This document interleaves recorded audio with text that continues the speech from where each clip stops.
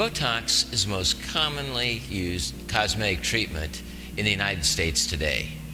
However, not everything you hear about Botox is true.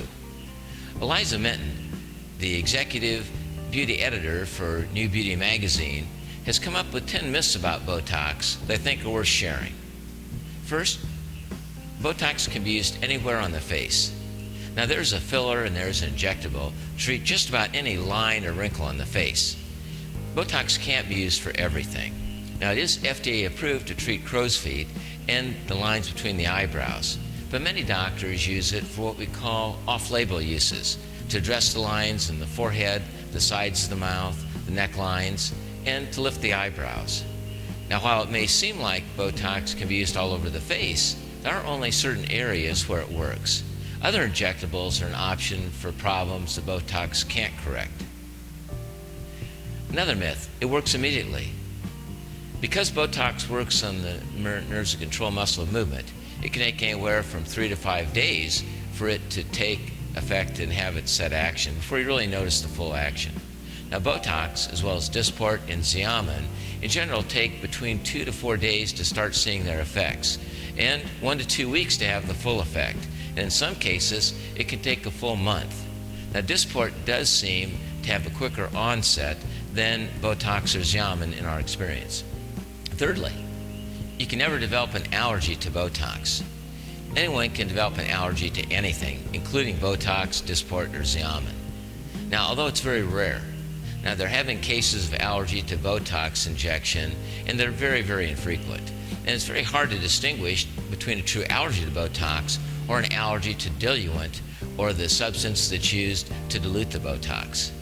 Now, Xeomin is produced without protein, so the potential of developing an allergic reaction to Xeomin is theoretically less than it would be for Botox or Dysport.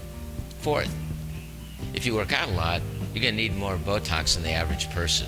Now, whether you're a workout fiend or you haven't seen the inside of a gym for years, it's really not your workout choices that dictate how much Botox you use, but rather the degree of lines and wrinklings and the thickness of your skin.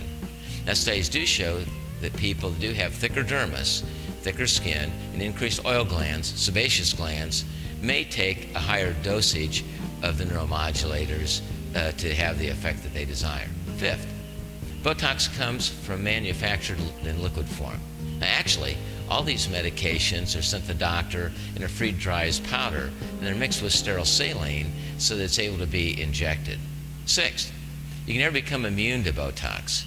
Now, it is possible to develop resistance to Botox and the formation of antibodies over repeated injections. Now, techniques to minimize antibody formation is using the minimal dose required to obtain the effect you desire and have the longest interval between treatments. Now, Xeomin is produced without protein, so the potential of developing the resistance to Xeomin is much less than it would be to the other neuromodulators. Next, 7. Botox has the same exact thing as botulism toxin found in poisoning.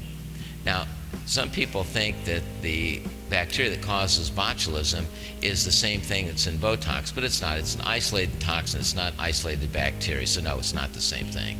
8. If you have a facelift or blepharoplasty or brow lift, you'll never need to have Botox. These surgeries address skin, muscle, and tissue, as well as displaced fat.